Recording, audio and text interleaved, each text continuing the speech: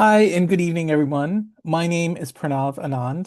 I'm the faculty director of the Humanities Institute at UC Santa Cruz, or THI, and we're a research and public engagement arm of the Humanities Division. Welcome back to the second and final, sadly, installment of our Summer Odyssey reading group led by Martin Devecka and Anne Kreps from our Ancient Studies program. Before we start, I just want to thank a few people. First, I want to thank Anne and Martin for this exceptional series.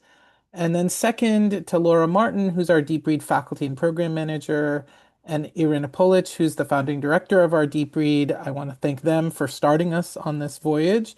And finally, to Diana Hogue and Jessica Guild, I want to thank them for making sure it's that our trip is less harrowing than Odysseus's and that we successfully got to our own Ithaca.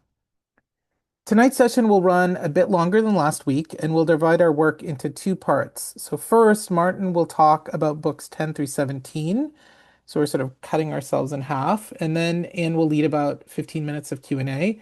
Then Martin will finish the last six books, and we'll have another 15 minutes of Q&A. And ultimately, between last week and this week, you'll clock in around 160 minutes on the book, which is, I should say, 12 minutes less than Nolan's movie. So this is good stamina building. Just a reminder, we're using our webinar tool, so you should submit your questions at any point in the Q&A box. And then as well, tonight's event is being recorded and will be available after the event. As Anne said last week, one of the goals of our Ancient Studies program is to share the continued value of studying the ancient world, not just because of its historical importance, but because it continues to have resonances with us today. And Anne and Martin, in their own research, are great exemplars of this. So, just to remind you, Anne Kreps is an associate professor of ancient studies and history and works on the ancient Near East. But in addition to her work on that period, she also examines modern day re-examinations of sacred texts. So, for instance, she has a 2025 paper in the journal Religio called "A Theology Written in Pencil: Sacred Scholarship and the Vero Essene Yahad." And that paper describes a modern day internet-based spiritual movement that relies on close reading of sacred texts and of the religious scholarship on those texts to build a community, one that involves, as they say, theology written in pencil, or theology that's shaped by contemporary historiography on early religious communities of the Near East, like the Essenes who wrote the Dead Sea Scrolls. Martin Devecka is an associate professor of ancient studies and literature and is the program director of our ancient studies program. So Devecka is a cultural historian with focus on Greek and Roman culture, but alongside this, he's also one of the principal organizers of the Ethics and Astrobiology Reading Group at UC Santa Cruz. And that group unites scientists and humanists interested in reconsidering what it means to be alive as we think about what life in the universe could look like, or could be, how it could be very different from life on Earth. And to get a sense of how that works, I'll invite you to read his conversation in the online journal Foundry with exoplanet astronomer Ruth Murray Clay, entitled Complexity and Surprise in the Ancient World and Beyond the Solar System. And that conversation looks at notions of life and complexity in the ancient world as a way of unsettling our own Earth-based view of what life looks like. And so I'll close by inviting Martin to start us off. But before, I just want to reiterate my thanks to him and to Anne on sharing their expertise with us this week and last week. It's been great fun for me to learn from them. This is actually very unique for us, even as faculty, and I'm grateful for their generosity in the summer. Okay, Martin, I hope that wasn't too much Xenia, and take it away. Yeah, just the right amount, like Menelaus says. Thank you very much, Pranav, for that introduction. Let me get the slides up here.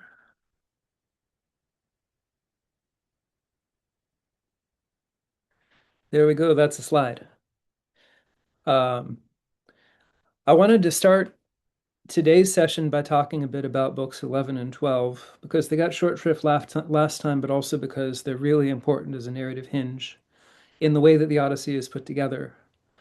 You remember from my discussion of the very beginning of the poem, there's this proem, right, that kind of tells us what the plot of the Odyssey is supposed to be. And it kind of goes up through the death of Odysseus's crew and his return home, which, if you think about it, does not get all the way that get all that far into the poem. It really gets us to book 13. So books 11 and 12 are really important for providing us with kind of a narrative agenda for the rest of the poem, as I'll talk about.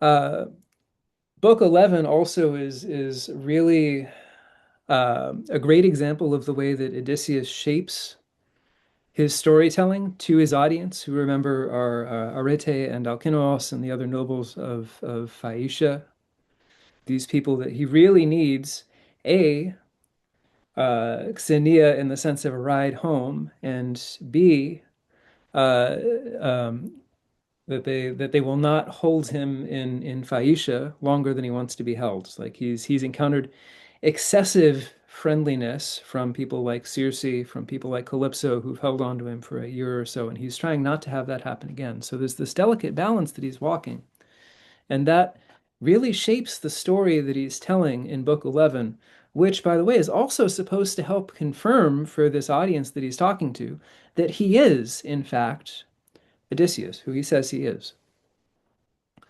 Right? So there's this catalog of voices that he kinds of ventriloquizes when he goes to the underworld.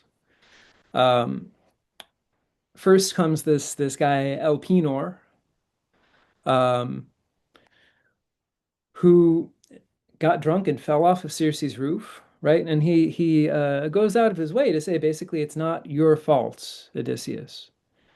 It's fine. It's not your fault. I was stupid and inattentive, and I fell off the roof through my own fault.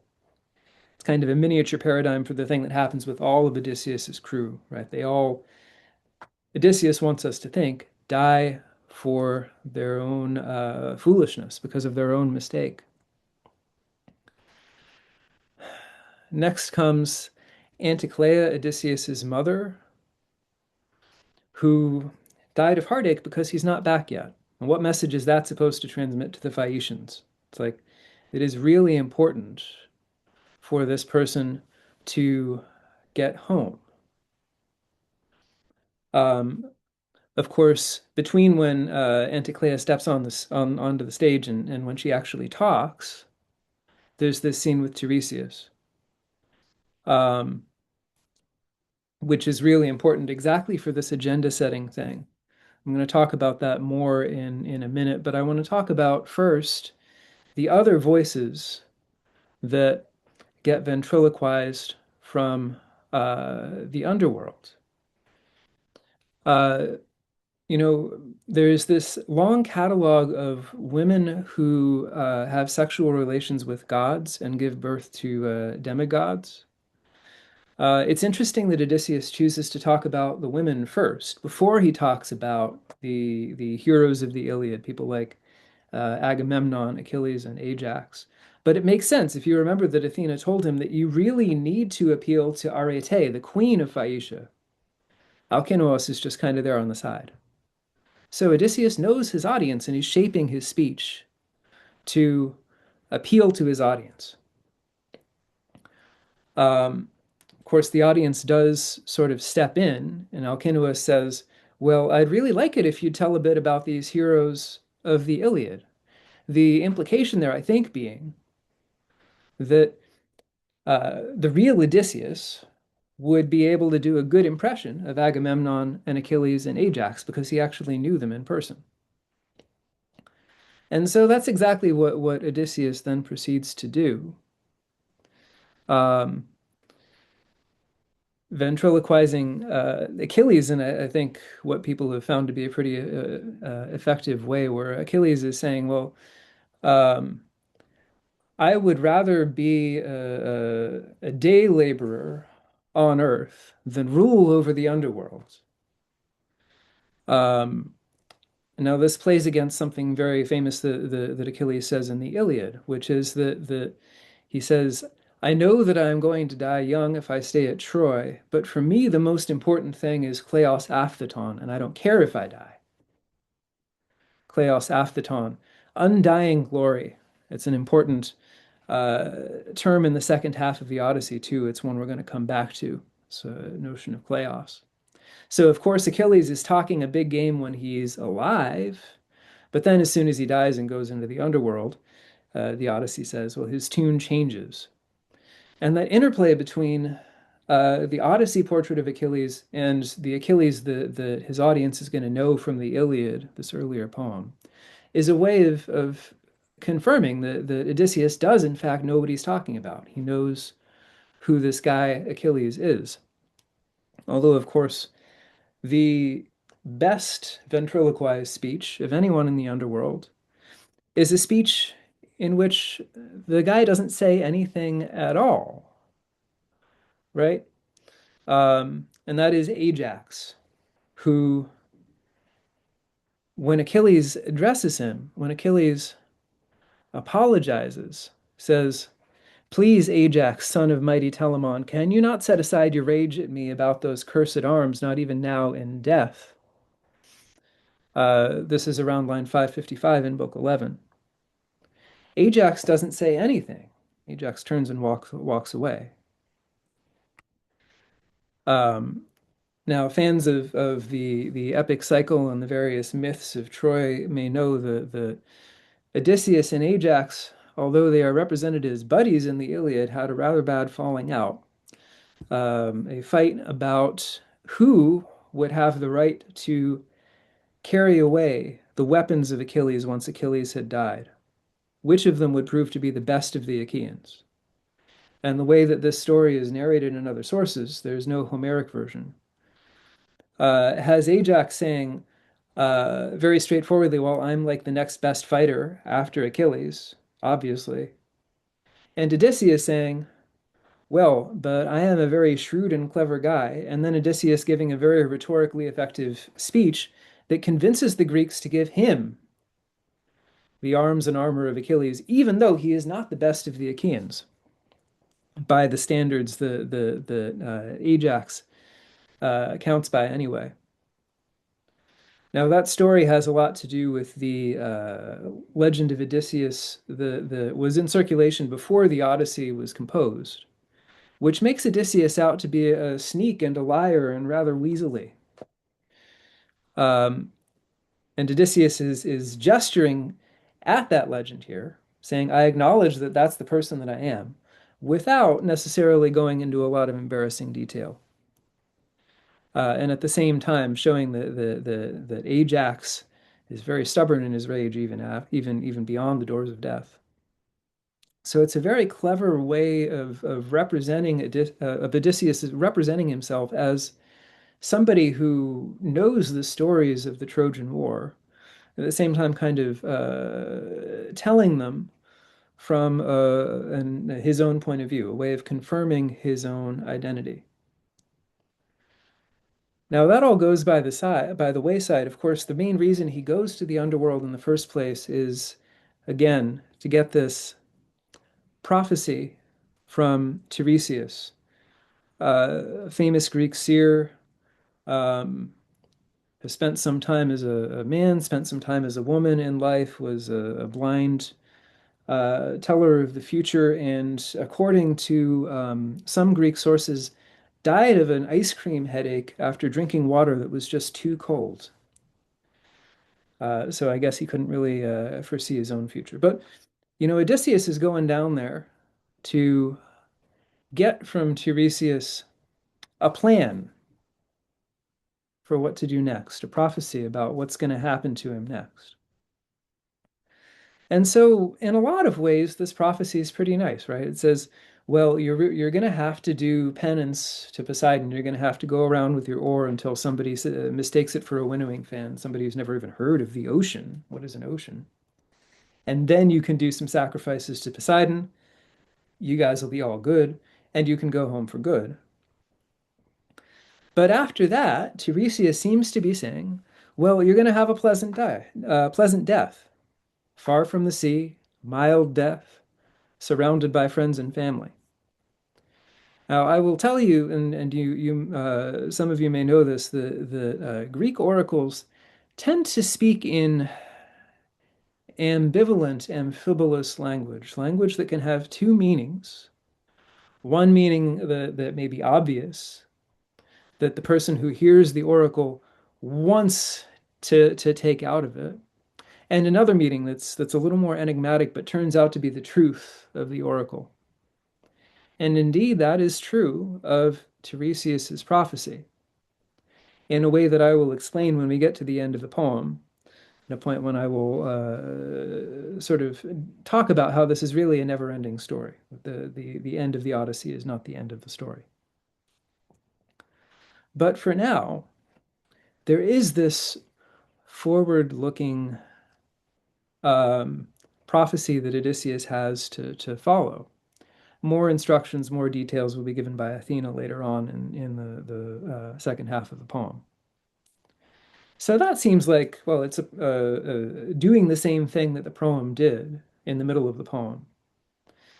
There's a sense in which what happens in Book 12, the Cattle of the Sun, of which on the slide is an illustration by Ramar Bearden. There's a sense that what happens in Book 12 uh, is an even sort of better predictor of what goes on in the second half of the poem. And I'm talking mostly about the Cattle of the Sun episode, although the other things that happen in this book are quite interesting, and if somebody wants to bring them up in the Q&A, we can talk about them. Um, Odysseus knows from Tiresias' prophecy that he really needs to keep his men from eating the cattle of the sun. Well, simple, right? You just, don't kill the cattle, right? You stop on the island, you leave. But they get stuck there because the wind keeps blowing. The wind brings about a famine so dire that they will even eat fish. These people were not big pescatarians. They only like heroic food such as beef. And so at the end of a long period of famine and not being able to sail off the island, Odysseus is basically facing a mutiny. He goes off, he says some god zapped him with slumber. They poured sweet sleep upon my eyes. This is about line 337 in Book 12. And his crew is hatching this foolish plan.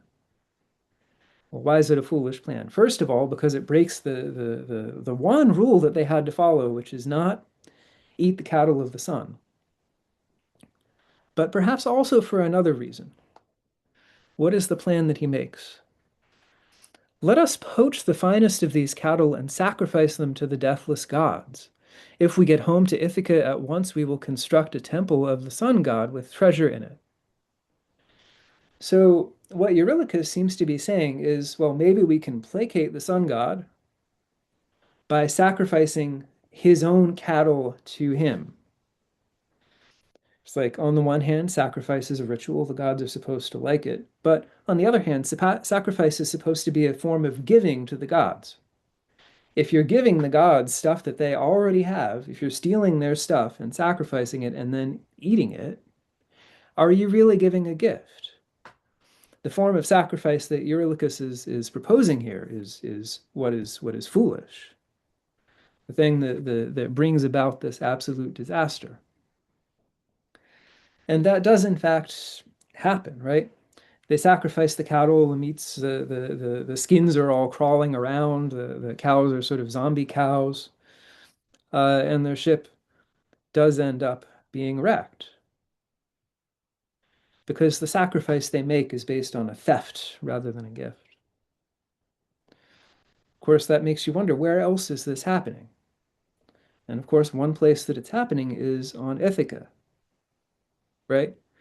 It's happening on Ithaca because the suitors, as Penelope points out explicitly later on in the poem, are taking Odysseus's own stuff basically in order to throw a party for suiting and bother Penelope. It's the same kind of theft disguised as gift giving that Odysseus's crew gets in trouble for on the island of the sun. And so their death foretells the death of the suitors. It models that death.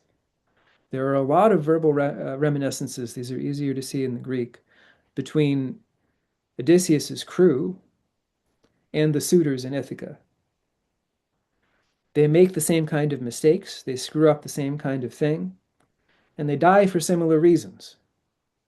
Though in the end of the book, of course, Odysseus will be stepping into the place that's occupied here by Helios. And so in the middle of the book, we can always already see how it's going to get moving toward its end. Though what happens in the immediate term is that the action is significantly delayed for many, many books.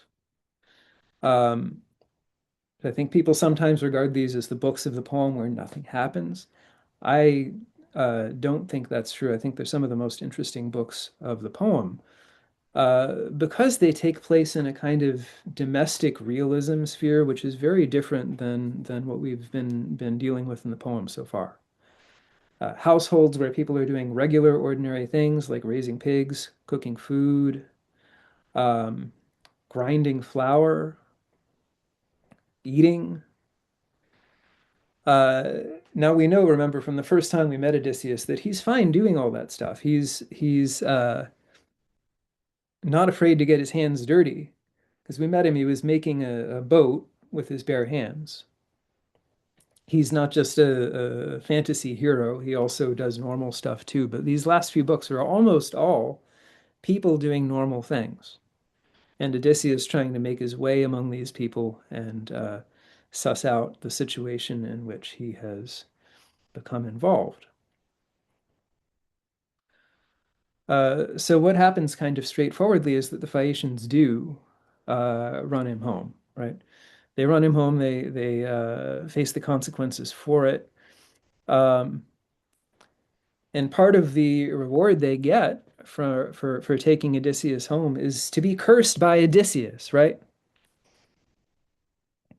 Um, because Athena has cast a sort of mist over Ithaca in a way that makes it unrecognizable to Odysseus. This is about 13, book 13, line 200. He says, when he wakes up, where am I now? Are those who live here violent and cruel, or are they kind to strangers, folks who fear the gods? The exact lines he uses when he washes up on Skieria back in book 5. Because he actually uses the lines in book 6. But he's talking as though he's really shown up someplace that he doesn't even recognize. He doesn't think that he's come home. Uh, he says the Phaeacian lords broke their words and brought me somewhere else than Ithaca. May Zeus, who helps the needy, make them pay. Zeus watches everyone and punishes the sinner. Well, it's interesting to think about whether Poseidon is the one who wrecks Phaeacia, or whether it's actually Odysseus's curse, because the curses that people say in this poem do have a tendency to come true. Um, he finds that he has not lost his treasure, but then who should come up but this fancy little shepherd, um, who is first of all telling Odysseus that he's come back to Ithaca, but second, rather scaring Odysseus, because Odysseus is over here sort of counting his treasure, and now this other guy has shown up. And so Odysseus spins this story. He makes up a fake story. He does this kind of verbal kint type thing for those of you who are Usual Suspects fans, in which he actually comes not from Ithaca, where he's actually from, but from distant Crete. And he's in Ithaca because he's on the run. Why is he on the run? Because he killed somebody who was trying to get his treasure, trying to get his lucky charms. Uh, it's a lie, of course, but it's also a warning. It is an implicit warning to the shepherd who has shown up. Odysseus is saying, well, I've killed in defense of my treasure once, and I will do it again if you so much as look at my goodies. Uh, I will kill you too. And of course, Athena might have been quite offended at that because the shepherd is Athena in disguise. But in fact, she's just amused. She thinks it's funny, right? Uh, She shapeshifts again. She turns back to her true form. Um, at his word, um, she does the anamorphs thing. She took his hand and changed her body to a woman's beautiful, tall, and skilled in all the arts. Now, you might think if you've seen pictures of Athena on Greek vases or um, in D'Aulaire's Greek myth, that that's like the true form of Athena. But in fact, there's nothing to suggest that this is Athena's true form. There is one point later in the poem in which she does appear to be in her true form, but really the form of the beautiful, tall, and skilled in all the arts woman that she shifts into is not her real form. Not necessarily. There's nothing to say that that's the case. And she takes him to task for trying to outwit the gods for being so cagey. But can you really blame Odysseus for being cagey, right? It is difficult to live in a world with gods who can do the kinds of things that the Greek gods do, and particularly Athena, right? She's always changing shape, she's always showing up, she's always manipulating things from behind the scenes.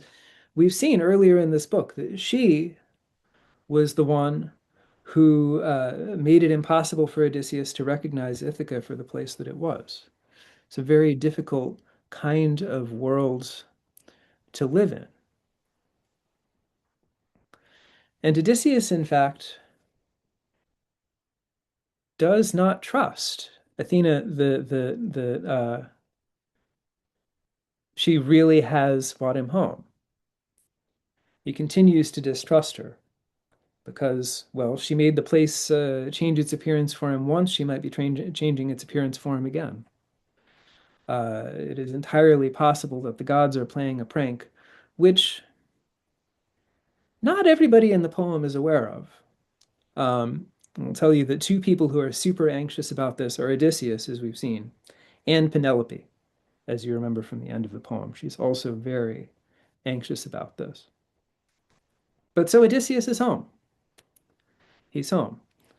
And that means that the Nostos, the story of return, is in some literal sense over, but of course the story is not resolved. And thinking back to the first four books of the poem, we can now see why the poem starts with those four books, because those books set up a problem. What's going on with all these horrible suitors suiting all the time? That remains unsolved by Odysseus's, the mere fact of Odysseus having gotten home. So there's still a narrative problem that needs to be fixed. The Telemachy, the first four books of the poem, has started out this plot, which is effectively unresolved. And now Odysseus is going to try to resolve it, following Athena's advice and plan as much as he can, as much as he is able to. Now, the first place he goes on the island, following Athena's advice here, is to visit the swineherd Eumaeus. Now, Athena's advice about first encounters we saw with Nausicaa was super useful, right? Athena set up an encounter with somebody from Phaeacia that Odysseus could get along with, whereas almost anyone else probably would have gotten into a fight with him and maybe killed him. Here, too, Athena is guiding Odysseus to sort of a safe harbor in a landscape where he's really not sure who to trust. He can't be sure where anybody's loyalties lie. And that is Eumaeus, right? Who is Eumaeus? He's a distinctive character for a number of reasons, among which, and I saw somebody asked about this in the Q&A before we even started, is that he is addressed in the second person by Homer. Homer almost never uses narrative first or second persons in the poem, but the main place that he does is with Eumaeus. It is an interesting question why he does this. I'll talk about some of the possibilities in the Q&A, but um, Clearly, Eumaeus is someone special. And we can talk about why that is. But from Odysseus's point of view right now, the main thing is that Eumaeus is loyal to him. And is loyal as a slave, which means it's a good time to say a word or two about um, the ideology of slavery in Homer. Um, in the world of Homer, first of all, it seems like being enslaved is not the worst position you can be in. There are worse situations like being somebody like Eros, uh, who is not even really fed and clothed, but just ordered around to do stuff. But of course, it is kind of Homer's interest to represent enslavement that way.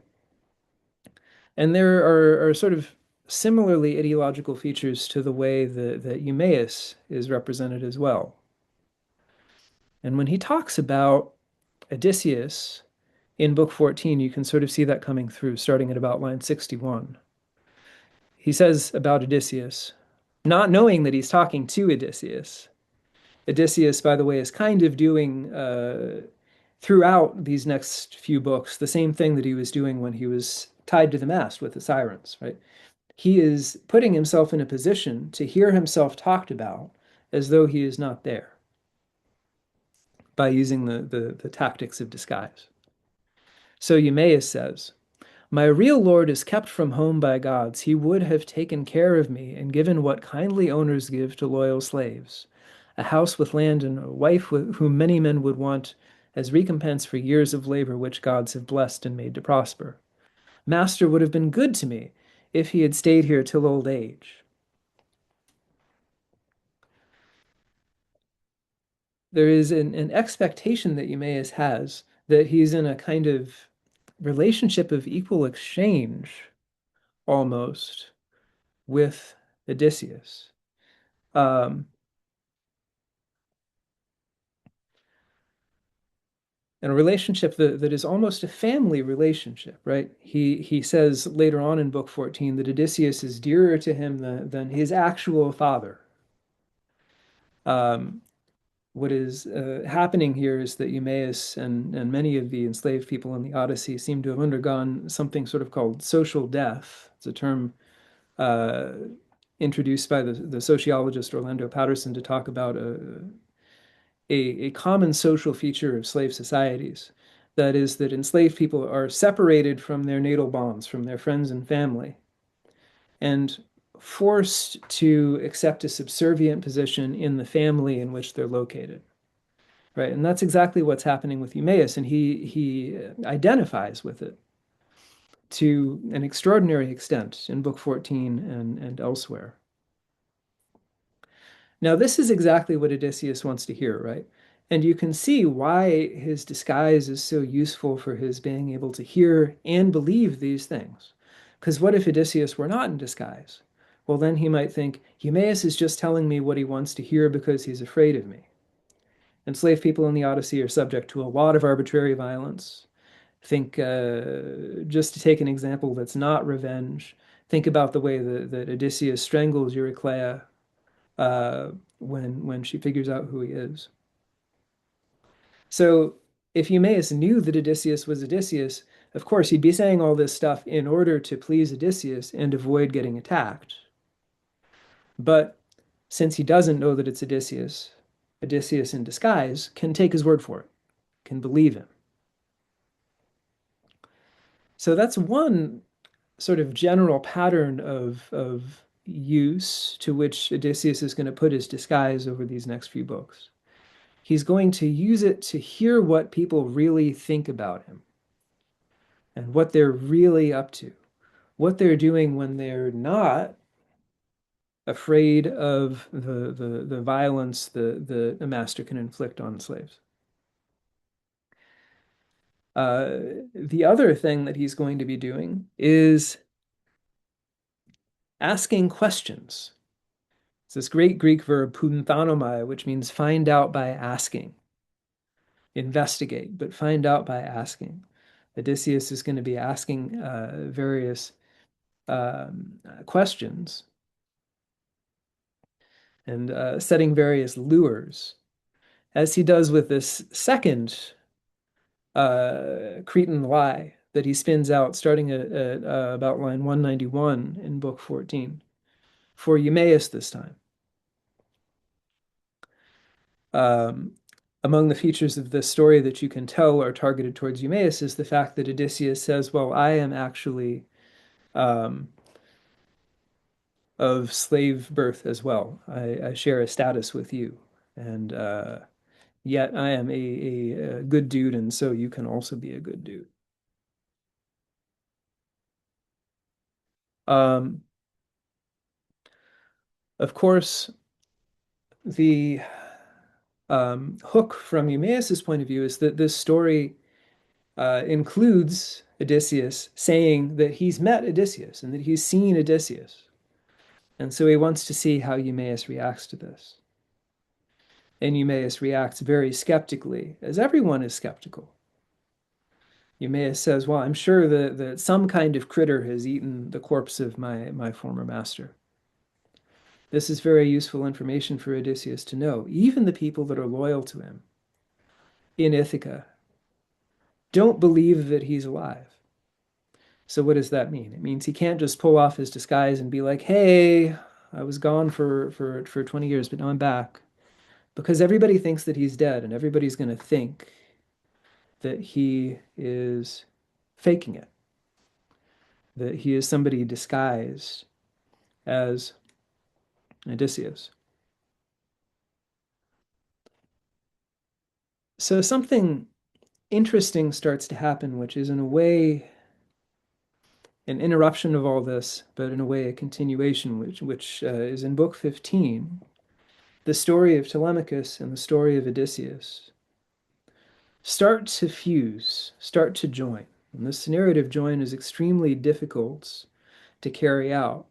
Uh, One sign that there's really a lot of careful plotting and narrative architecture going on in the Odyssey is that the timeline lines up really well. It's possible there's like one extra day that slips in because Telemachus spends too long riding in a chariot, but basically the days stack up really well.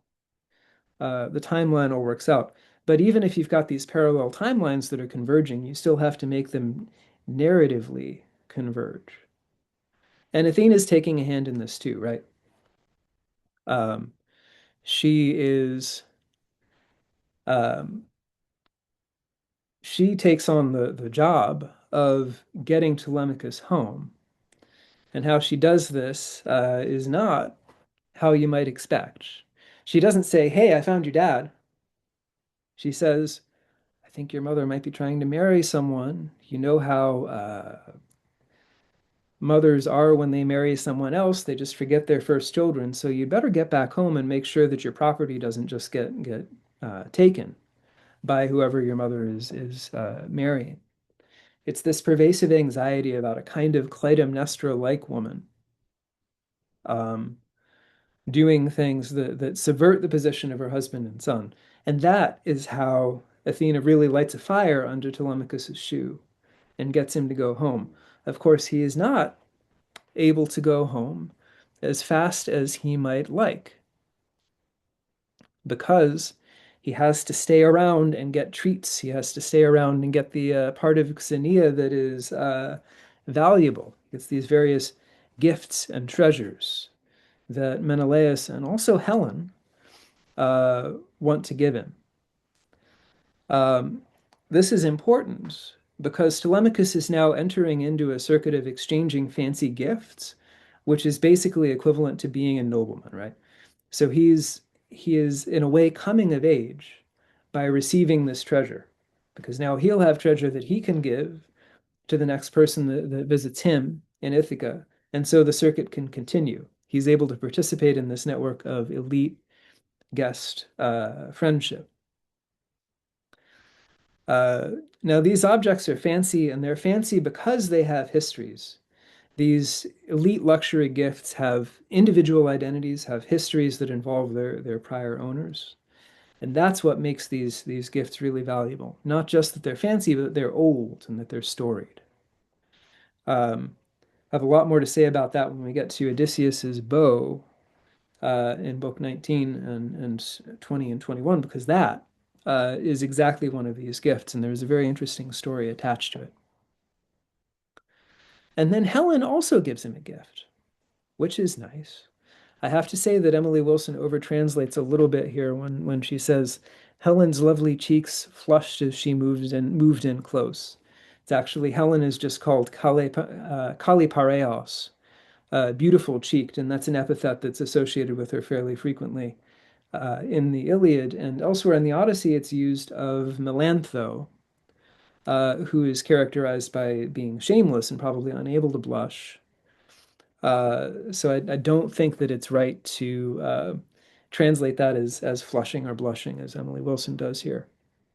But she is giving him a nice gift, and it's a gift that points towards marriage, right? It's future oriented. It's oriented towards um, maturity, towards becoming mature.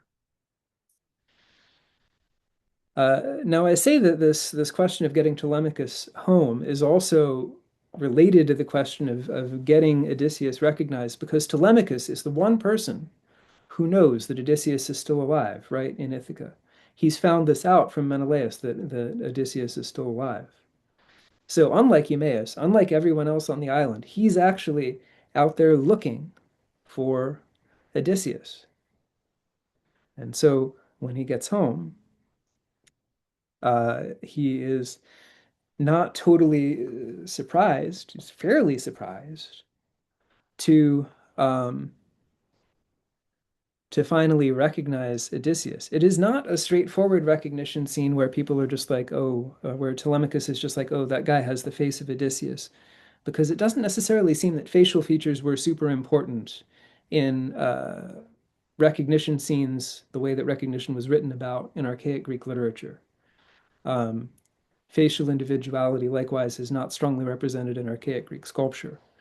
You'll remember from later in the poem that everybody recognizes Odysseus because of his scar, right? Not because of his face.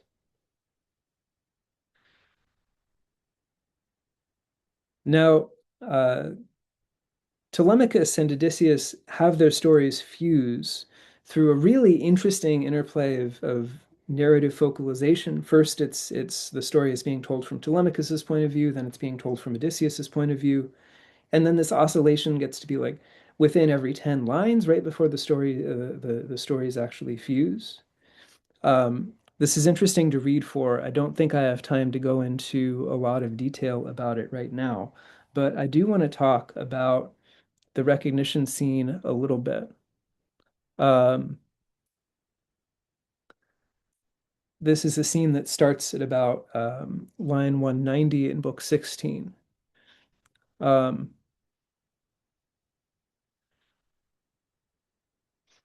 This is where Odysseus basically gets a glow up from Athena and tells Telemachus that he's his father.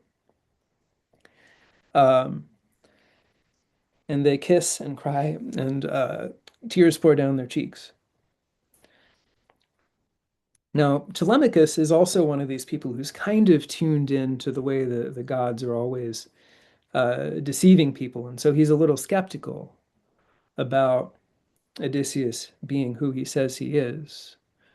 But Odysseus replies and says, "Yeah, the gods can transform people. In fact, Athena's been transforming me all the time, but I really am your dad." And Telemachus uh, basically buys it. And there's this very interesting simile that follows, one of these epic similes that I mentioned last time, starting at line 216. They both felt deep desire for lamentation, and wailed with cries as shrill as birds, like eagles or vultures, when the hunters have deprived them of fledglings who have not yet learned to fly. Now, the interesting thing with these similes, even when they're quite complicated, is that you can try to find correspondences between the world of the simile and the world outside and the world of the poem, right? So They're wailing with cries as shrill as implicitly the cries of birds. So you can draw a correspondence between the birds and Odysseus and Telemachus. But then what do we do with these fledglings which have disappeared? What's going on with that? Why is a simile being used to describe their getting back together that focuses on loss rather than finding something anew? It's a very odd choice, and it suggests that they are each losing something, perhaps an imagination of the other, when they find the reality of the other, what the other really is.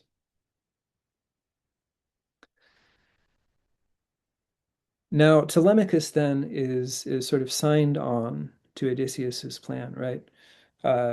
They are going to act as though before the rest of the world they are not related. They're going to act as though they don't know one another, and Telemachus will help sustain Odysseus's disguise.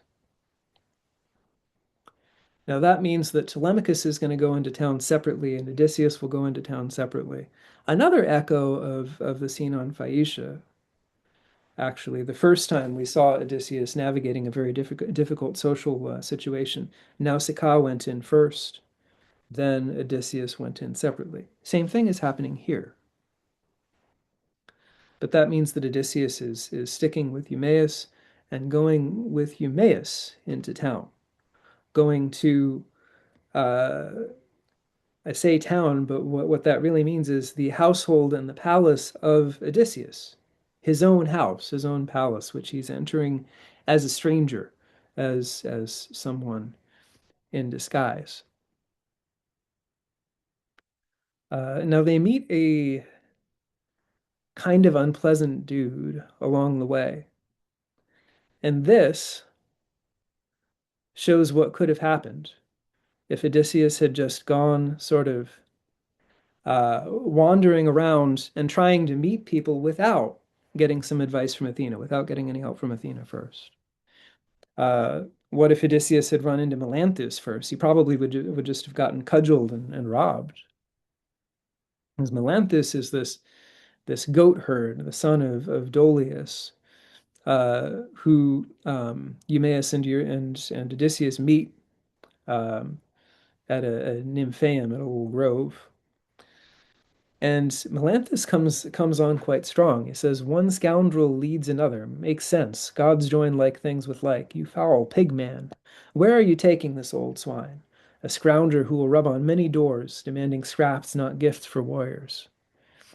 And Melanthius is saying, "Well, why don't you let me give him a job? I'll keep him working." Um, and then he quickly kind of changes tact and says, "This guy doesn't want to work. He likes to trape around the town and beg for chow to stuff his greedy belly. I predict if he reaches the palace of Odysseus, a mass of hands will hurl stools at his head. Melanthus is right there." And Melanthus actually tries to kick Odysseus. So a very hostile reception would have been possible for Odysseus. And this shows why Odysseus needed to be careful in the first place. Of course, there is one person who absolutely does recognize Odysseus and who um, responds very favorably when he comes home, and that's this good Puppo. Uh, Looking at line 290. Argos, the dog that laid there, raised his head and ears. Um, this is a very old dog, right? Odysseus has been gone for 20 years. This dog must be at least as old as Telemachus is. It's very rare that dogs live that long, and in fact, the dog is not going to live a day longer. Um, the dog is now sitting on a dung heap.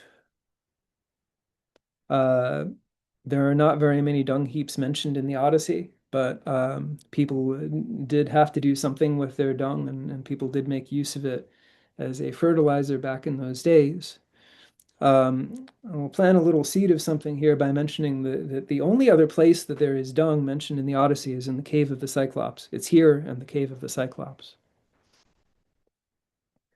Of course, this is not necessarily the most striking thing about the Argos speech. Um, Argos responds favorably to Odysseus, but you might say that Argos, this good dog, is more identified with Eumaeus, right? Because Eumaeus is the one who says, "Well, this dog used to be a great dog, and he's not being taken care of." And he explains this by selling out his fellow enslaved people. He says, "Slaves do not want to do their proper work when masters are not watching them. Zeus halves our value on the day that makes us slaves, the Douleon Amar, the day that transforms you into an enslaved person. And as we've seen from Odysseus's various Cretan lies, can happen to anyone at any time. And then the dog dies, which is quite sad. But now Odysseus gets inside the palace and he starts begging. And you get to see a little bit of an implicit contest here because everybody is trying to be a jerk to Antinous, who people pretty much hate. Eumaeus says some mean stuff to him, doesn't really bother him. Telemachus says some mean stuff to him, Antinous just writes him off. But Odysseus is really good at it. So Odysseus says, "Well, you must be quite a fancy lad. Why don't you give me a huge piece of meat?" And Antinous tells him off. And Odysseus says, "Well, you handsome idiot, why aren't you being a good host?" And that gets Antinous so mad that he throws a stool at Odysseus and hits him. One of various injuries which are imposed on Odysseus, which will justify, in the narrative's eyes, Odysseus's quest for revenge. We have hit the end of book 17, and I want to pause here to do a bit of Q&A. And do we have some questions in the queue?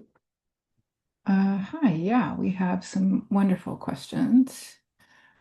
There's some great questions on each one of the books, but also broadly some on just storytelling in general. Um, as you started by telling us, Odysseus is telling the same story in many different ways to suit his audience. And Sometimes he's just outright lying. In fact, quite a lot of the time he's lying. What is and other times instead of getting so that was coming from one audience member, and then someone else noticed we have these multi um, faceted descriptions of dawn and how these kind of move the story along, and it seems like such a um, uh, from our perspective, kind of a strange thing to dwell on. I guess behind these two questions, um, we're all wondering what is Homer kind of trying to tell us about the narrative of Odysseus, about belief, about realism. Well, I think that's a great question. I think he's trying to make us very skeptical of it, right? Homer is, I think, pretty conscious of doing a fiction. Odysseus within the poem does fiction. He's telling stories all the time. Some stories that have a link to the truth of the narrative of the poem. There are features of Odysseus's tale to the Phaeacians that are matched by details that show up in the proem and in various divine discussions that happen in the poem. So it's not entirely made up, but Odysseus is we should suspect, embroidering a little bit. And that's something that's highlighted exactly by all these Cretan lies. Mm. Um, by the way, it is suspected by Homer scholars that these Cretan lies may actually reflect or be intended to discredit an earlier version of the story of Odysseus where he and Telemachus meet on Crete. So a different version of the narrative. Homer's coming out and saying, well, that's a lie. That's the kind of nonsense that Odysseus would make up if he was trying to fool people. So we could But envision a kind of an alternate epic that we don't have anymore that it's refuting. Right. It's one of these lost books of Homeric epic that are sort of not around anymore, but in with which the Odyssey appears to be in dialogue and trying to kind of refute it. So Mhm. Homer's aware, and his audience is aware that he's telling a story that's been told in many different versions. Okay, well, I want to jump ahead to book 13 to continue on this thread because book 13 is where you say we shift from the world of the fantastical to kind of daily life in Ithaca and a kind of a we're out of the realm of the magic and into the realm of the real. Would that have been a useful distinction for the ancient audience at all? Yes, but not in the same way that it is for us. Um, you could talk about it in terms of a world where people mostly just fight and stuff versus a world where people do domestic work. But of course, there's a lot of domestic work that happens in the sort of traveling around books of the Odyssey. Nausicaa's doing laundry. Circe's weaving when they roll up on her house. Um, so that's not quite the distinction either.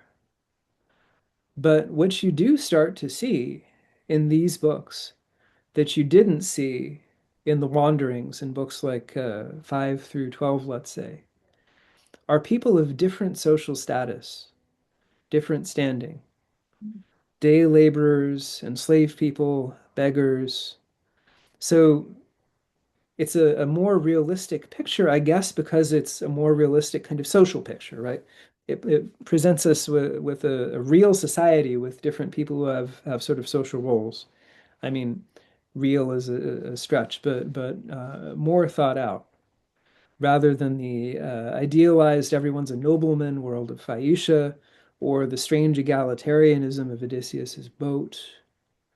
We're in a very different social world here. So the fantastical sections, book 10 and 11 and 12. Um, if the world is still real, what is the audience supposed to take away from, for example, the transformation of Odysseus's men into pigs, but they still get to keep their human mind? Or the trials of the Siren Song and Scylla and Charybdis. Is this was there a right choice he was supposed to make? Um, or is this simply kind of a storytelling narrative to explain why? And this is a question a lot of people are wondering about why we should be distrustful of the gods and the the world that humans can't really control. Yes, but uh, two things. One, from the point of view of Odysseus talking to the Phaeacians, this section of the story is supposed to show, demonstrate Odysseus's metis, this particular kind of cleverness, the you use to get out of situations where you're really being overwhelmed by a force that's beyond you. And so Odysseus does sort of demonstrate this with the sirens and even with Scylla in a way. Although Metis there means betraying his own crew by not telling them what they're getting into, right? His cleverness is to lie to his crew. Say, well, we're going to go through here. It's going to be fine. Don't worry about it. Knowing that a bunch of them are going to get it, as they do. They get eaten. Um, so that's something that each of these stories demonstrate in their own way. Um, the counterpoint to that is that they demonstrate the atasthelia, the greedy stupidity of Odysseus's crew in just gobbling all of Circe's food without paying attention to what she was doing with that magic wand, in gobbling up the cattle of the sun. There is an ethical lesson here, I think, about how to behave in a world that is extremely untrustworthy because it's being run by these gods who have their own sort of ideas.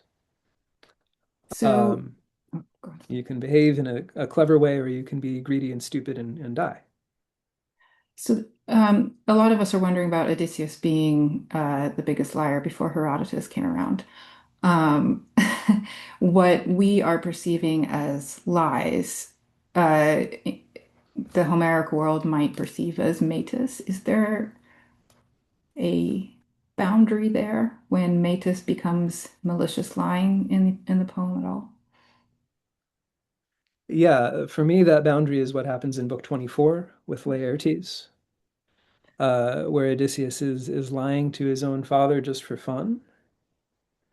I think it's hard not to think that he enjoys lying for his own sake. He really goes a bit further than he needs to with all of these Cretan lies. But most of them are instrumental parts of the Metis that helps Odysseus survive in Ithaca too, right? Because there too he's facing overwhelming force on the part of all these suitors.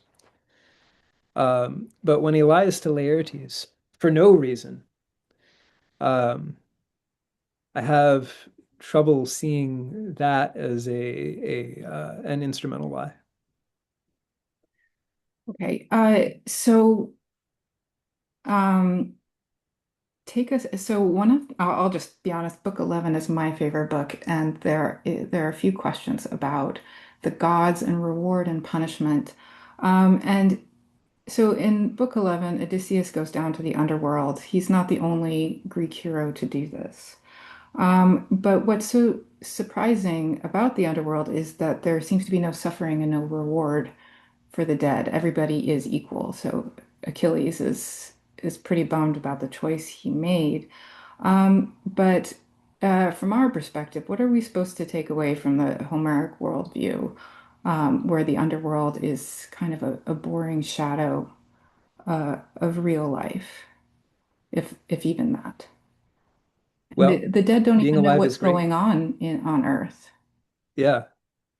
I think the main take home is that being alive is great and being dead sucks, and that there is no particular attraction to dying for ethical people, right?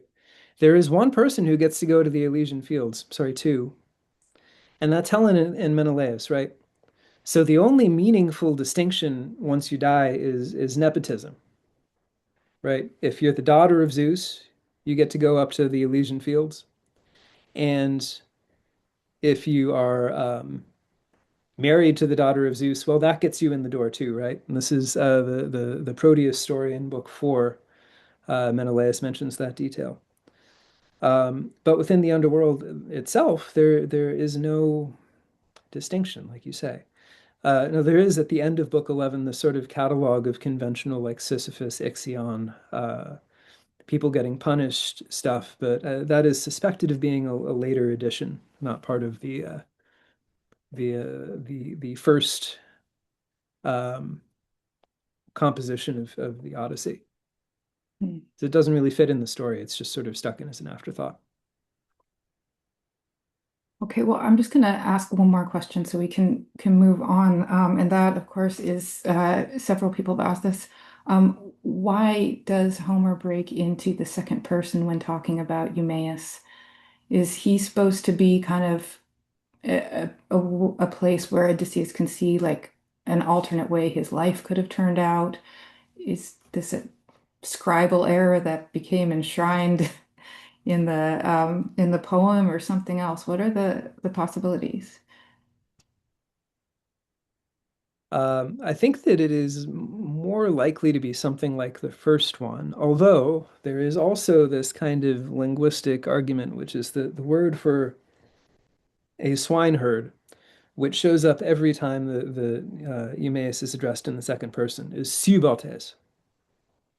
The subaltes has the word you, su, as its first syllable. Just happens to be a homonym with the prefix for pig. Subaltes is a pig herder. So I think that could certainly have suggested that a second person form was necessary. It's not necessarily a scribal error, but it is a kind of a cognitive slip. Because this shows up in a formula that's frequently repeated. It's not really something that the poem does outside of that. But whatever the source of that gesture, it does make Eumaeus special.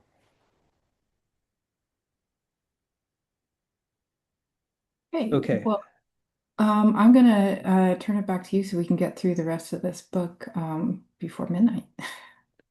Yeah, let's see if we can get going a little bit faster. Um, Book 18 has jokes in it. It has a few jokes. There's the scene with Eros. The fight is clearly supposed to be a little bit comic, although the way the suitors respond to it is a little bit more fraught, right? After this fight, which they all think is very funny, which Odysseus wins, um, then the suitors threw up their hands to cheer and died of laughter. Now that is on Emily Wilson's part a literal translation of gelo ekthanon. They died of laughter. It's a little bit of a bad omen to be doing that when you're watching the guy who's going to kill you all just beat up some other schmuck. So these jokes are all a little bit serious. And the same thing kind of happens when Eurymachus starts telling jokes about how bald Odysseus is. Probably the favorite genre of jokes in the ancient worlds is jokes about bald people. This is true in Greco-Roman civilization through all the way through the end of the Roman Empire. Um, and Odysseus doesn't take that very well, but he takes it even less well. The Eurymachus is then saying, "Well, why don't you go work in a field for me? I'll give you some work if you don't just want to hang out here and be a beggar." Odysseus responds to that with a boast, right? That reads very similar to the his response to the insults in Book 8 in Phaeacia. He says, "I wish we could have a contest in springtime in the meadow when the days are growing longer, and we'll see who can cut down the more hay. I bet I'll win. Or we could have a plowing contest. I bet I win that too. Or hey, what if we had a spear contest? I could win that one as well." It's exactly this kind of escalation of the terms of competition to one where life and death is at stake.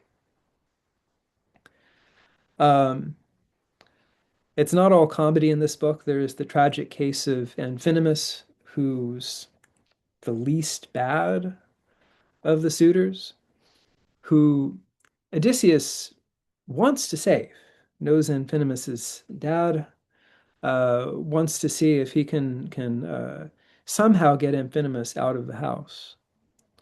But a god clouds Amphinomus's mind, and he can't see what Odysseus is trying to tell him. Now, what does that mean? It means, in one sense, Amphinomus is not guilty of the crimes for which he dies. That is to say, shooting Odysseus's wife while Odysseus is still alive, eating all of Odysseus's food while Odysseus is still alive. But you can be not guilty about something and still be causally responsible for it.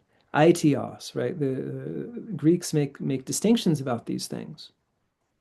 And Amphinomus is still certainly causally responsible, and that is still going to be what gets him into trouble. Now, Penelope notices this guy hanging around the house, and we know from earlier in the poem that Penelope likes to talk to strangers and see if they've heard anything about Odysseus. Now, Penelope does invite Odysseus for an interview. He says, "I'd better wait until later when these jerks stop throwing stools at me and we can talk in private."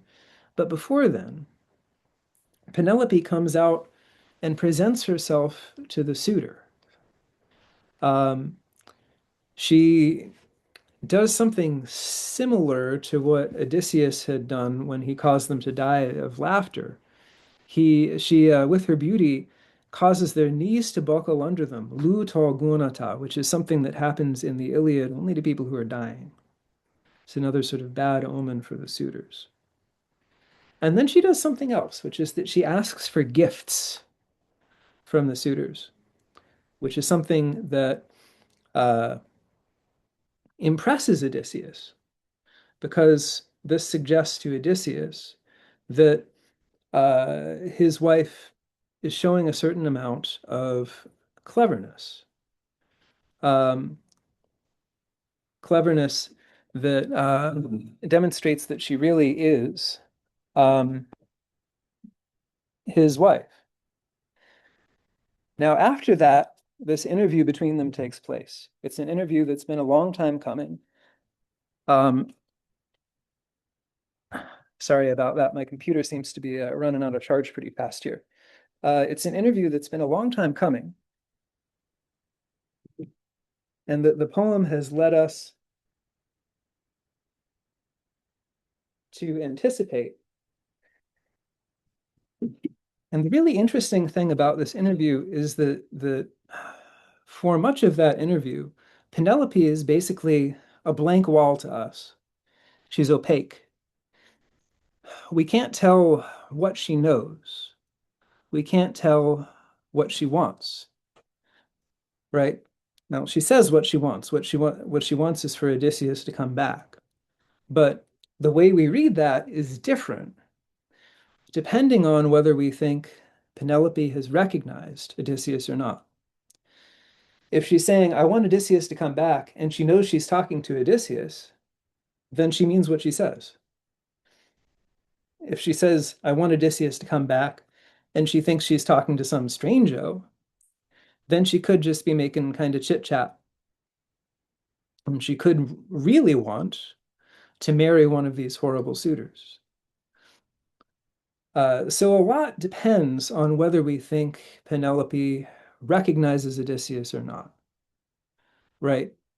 The archery contest, for instance, the way we read that, is it Penelope saying, well, I'm really sick of waiting for Odysseus to come home. He's never going to come home. Might as well get this over with. Let's have an archery contest to decide who I'm going to marry.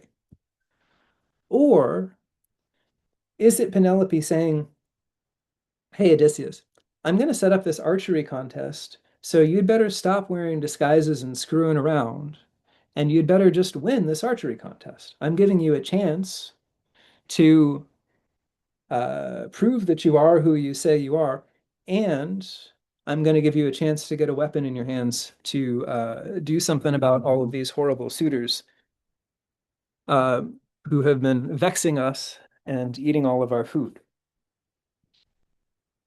So, given that those stakes are as high as they are, I think that there's really something intentionally tantalizing about the way that Homer prevents us from knowing or deprives us of knowledge deliberately about what is actually going on there. He just doesn't give us any way of knowing. And he tantalizes us by, right, having Eurycleia recognize Odysseus at exactly this point, right? She recognizes him. And Odysseus puts his hand around her throat, arbitrary violence against enslaved people, and says, keep quiet.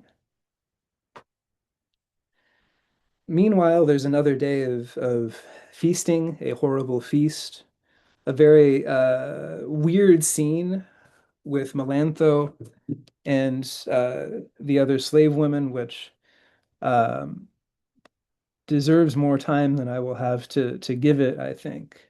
Um, but it's basically a feast where people with eyes to see, i.e., Theoclymenus, this seer who's come back with Telemachus, can see that something's really wrong.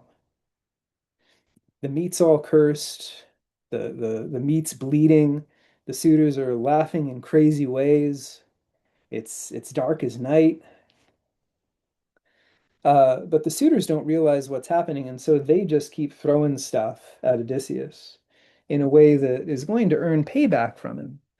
As the poem says, they did wrong first. Protoigar aikea me kano onto. Now that leaves finally to this archery contest, an archery contest that is carried out with a very special bow. And is a bow that Odysseus received as a gift um, from a guy who he was guest friends with, but a guy who was killed by Hercules. It's an odd story to tell about this bow, right? Um, but it suggests that there's something. First, it's one of these storied luxury objects that people are always trading in the poem, but it suggests that there's something a little cursed about it, an association of the bird, of the bow with violence, which in fact is going to be uh, verified in this case too. Uh, there's an archery contest. The first person who strings it and shoots it through all of these axe heads will get to marry Penelope. Telemachus, interestingly, is the first person who gets to go at it and try it. He tries a few times, he doesn't succeed. Uh, Interestingly, the Greek really suggests that if he had tried the fourth time, he would have succeeded, but Odysseus stops him. There's something in there about how much this can become a coming of age poem for Telemachus and how much that's just not possible. So various people try to shoot it, they don't succeed. Antinous wants to end the contest early, just call it a draw and keep on partying. Understandable. But Penelope obviously does not want this because the situation of waiting has become sort of intolerable for her. And so there is a bit of a squabble about getting Odysseus in disguise a chance to shoot the bow. Um, Odysseus does eventually get it, and he plays the bow kind of just like ringing a bell, like a plucking a guitar. He is on more than one occasion in the poem compared to a poet, compared to a bard. And so he manages to shoot through all the axe heads, and he says, Telemachus, your guess does you a credit. I hit all the targets, and with no effort strung the bow. I am still strong, despite their jibes about my weakness. Though it is daytime, it is time to feast, and later we can celebrate with music, the joyful part of dinner. It's a weird thing for Odysseus to say. You kind of wonder what the feast is going to be. What are they going to eat? The word that's used for feast here is dorpon, which is exactly the word that is used to describe what the Cyclops does with Odysseus's men when he eats them. It's a bit of a cyclopean echo here, where Odysseus himself is stepping into the shoes of his most uncivilized and least guest-friendly nemesis, which happens in book 22, an incredibly violent book. Um, and the one book where Athena does show up in her true form, shaking her aegis, her shield with Medusa's face on it, over the various suitors to terrify them. Um, it's an Iliadic book, right? In the sense that the style of the poem suddenly becomes a lot more like the style of the Iliad, this other Homeric epic. The language, the scene division looks a lot more like just any given fighting book in the Iliad. It's as though Odysseus is back at the Trojan War, except that he's in his own house. It's domestic violence. The massacre ensues. Odysseus, like the Cyclops, kills everyone who's been hanging out in his house. Um, and then forms of revenge happen that are a little more shameful and harder to look at. Particularly Telemachus's, say, adventurous extra mile execution of the female slaves who have been sleeping with the suitors. His father says just to stab them with swords. Telemachus wants to make sure that they suffer longer, so he hangs them. Again, a measure of Telemachus's maturity, such as it is. Um, and then, of course, what happens to Melanthius? His nose and ears are chopped off. His genitals are chopped off. There's this figure who shows up at several points in the poem. Ekatos, the mainland king, shows up, for instance, at book 18, line 84. People are always threatening to send slaves to be tortured by Echetos, the mainland king. And the way that he tortures slaves is by cutting off their eyes and ears and their genitals. So it turns out that maybe the real scary monster all along was Odysseus, because he's the only person who actually does this in the poem. Now, Penelope is not weirded out by any of that, but she is very skeptical in Book 23 about who this guy actually is, about Odysseus and whether he is who he claims. Her skepticism is remarked on and deplored by Telemachus, who thinks that the mommy and daddy really should just get together. But in fact, Penelope is aware of the possibility of deception in cases like this. She says, line 80, to Eurycleia, it must be hard for you to understand the ways of gods in explaining why she's not just embracing Odysseus. There really has to be a way of finding out by asking questions. Punthanin, for Penelope to figure out that Odysseus is who he says he is. And so she has this device of the bed, which she hints might have been moved while she was gone. And Odysseus freaks out about this because there is a serious double standard in the world of humans, not just in the world of the gods. Odysseus has been sleeping with everybody from Troy to Ithaca, but the idea that Penelope might have moved the bed and maybe slept with anyone else gets him totally outraged. And that convinces Penelope that he is who he says he is. So what follows is a very discreet sex scene, which ancient readers of the poem thought might have been what should have been the end of the poem, the telos. There are ancient commentaries that just say telos, it ends here. But of course, there is Book 24, and that points us toward a non-teleological reading of the poem. Because, as Odysseus acknowledges in Book 23, you can't just kill everybody in town and expect their families to be cool with it, right?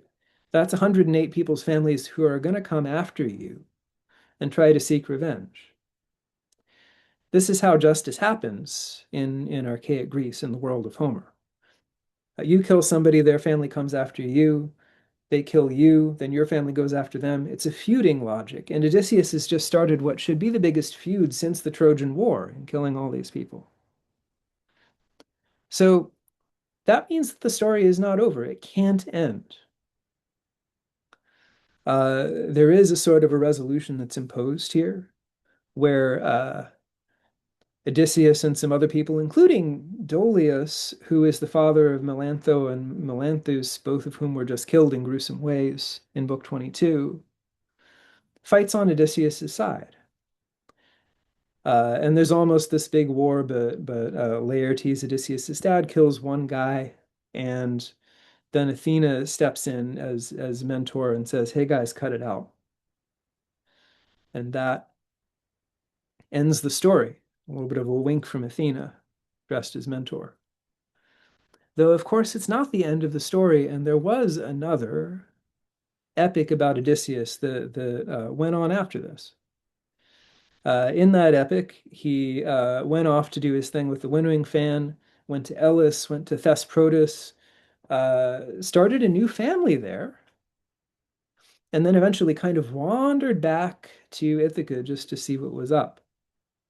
At that point, somebody else was wandering back to Ithaca.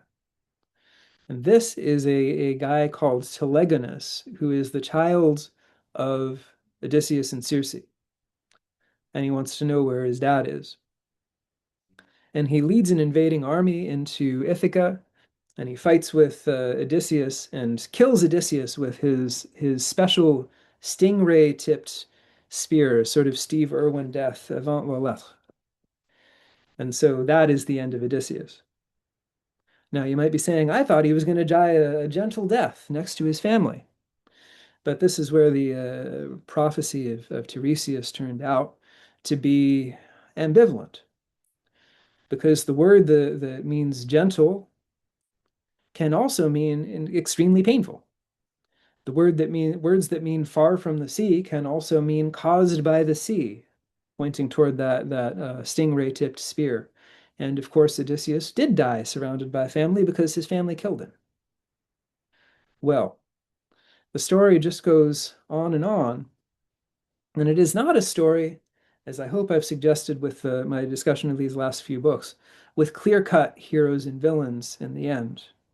You either have to think the Cyclops is a hero, or that Odysseus is a villain, or that there's no morality in the world except raw power, which is to say that, as Emily Wilson puts it at the beginning, he's a complicated guy. All right, so let's do Q&A, and I'm happy to stay past the end time to address further questions um, if others are willing to do that as well. Hey, thanks, Martin, especially because there is this question about so few characters being likable in the Odyssey. And I think we all discussed last time, nobody really likes Odysseus. Um, but if the claim of the poem that there aren't really any heroes, is this supposed to kind of upend? Is there a cultural shift going on? The heroic code of the Iliad has been upended or critiqued. Is this poem just kind of one long critique of the heroic code, saying there are now no heroes because nobody's likable? Yeah. Well, I mean, your mileage may vary as to whether people in the Iliad are likable, but I think that that's basically true. That the heroic code of the Iliad, notions of honor and face-to-face combat are really being critiqued. Now, I mentioned this briefly, but Odysseus is this character who, to some extent in the Iliad, but particularly in the epic cycle tradition outside of the Iliad, is really represented as the antithesis of heroic virtue, right? He's doing stuff like cheating Ajax out of the weapons of Achilles. He's doing stuff like planting evidence on a guy he doesn't like to get him executed.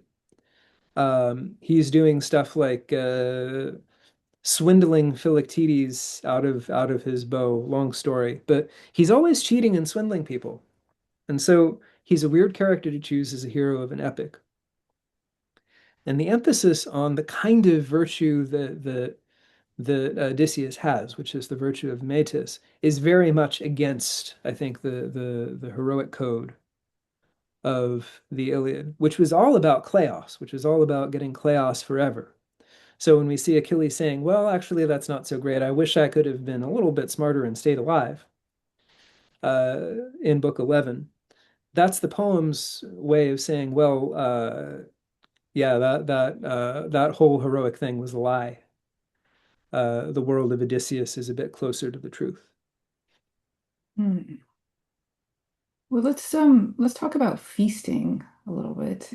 Thanks for that bloody picture of the cow. I'm wondering about it because there's this really interesting question.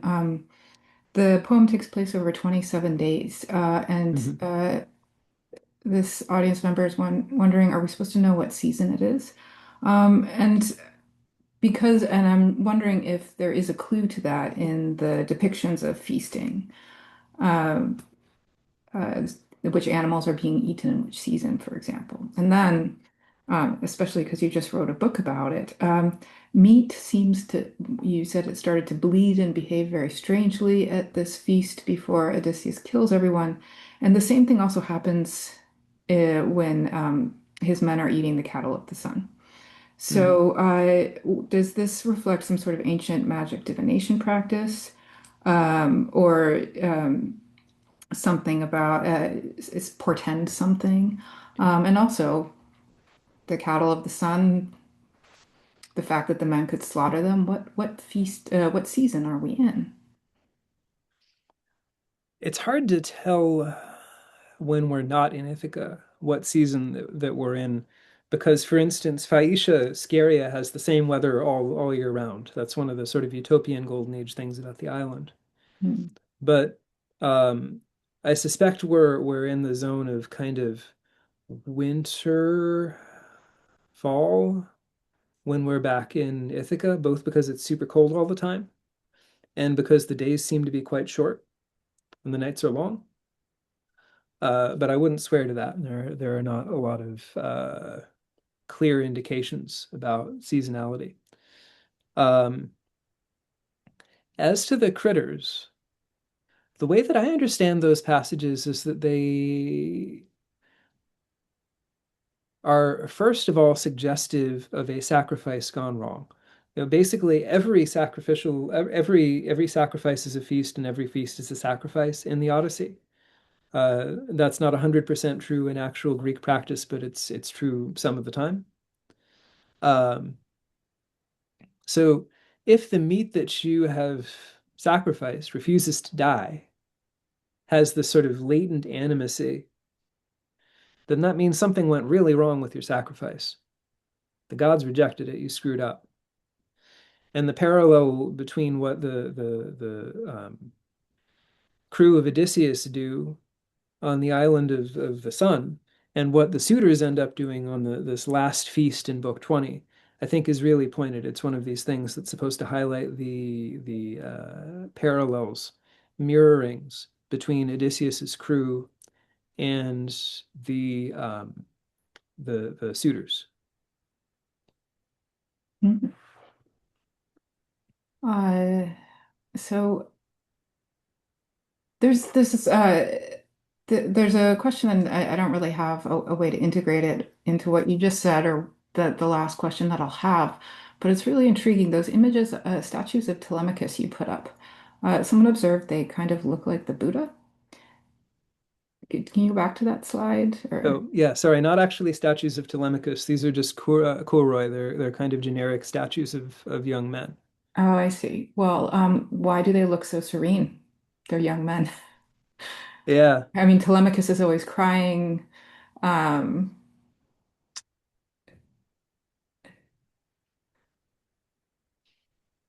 it's very hard to read these expressions for mhm. me. I think that may be to some extent deliberate, and that these young men are supposed to be withholding their emotions and not really strongly expressing them. Um, it's a weird kind of static representation, and at this moment in the history of Greek art, emotional realism is not strongly favored, as opposed to a kind of ideal type.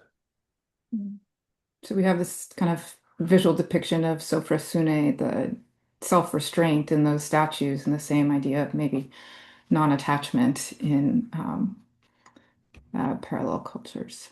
Um, Yeah, I think that's a great way to put it. okay. So there's this question about why, if the Odyssey has eaten other poems, why did this one survive?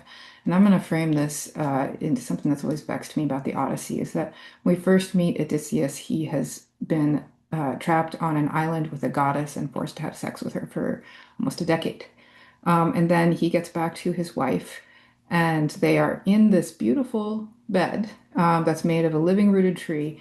And right before they reunite, he says, "By the way, I'm supposed to. A goddess told me I'm supposed to leave and go so far inland that when I'm holding my oar, someone says, 'Is that a winnowing fork?' Because they haven't seen the ocean. And then my trials will be over." And so we always hear the Odyssey is a story about people who a man who just wants to go home. Does he? No.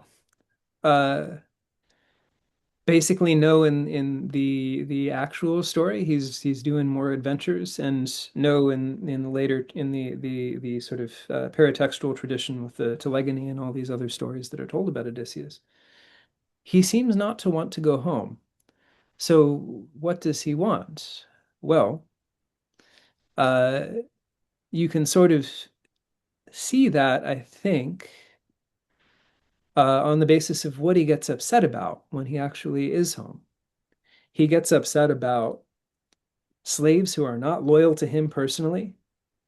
He gets really upset about uh, female slaves who are not sexually loyal to him.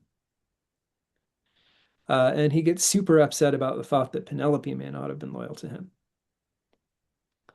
So what he wants, I think, is to be at the center of these people's lives and to have a kind of a power over them and to command their loyalty. Now, what does that mean? Is there a way to construe that as not deeply embarrassing for Odysseus if that's true? Maybe not, but it is also true that his identity as Odysseus, his being Odysseus, maybe just means for him control over those people, power over those people, and centrality in the household of Odysseus. So that's what he means, I think, when he says he wants to go home.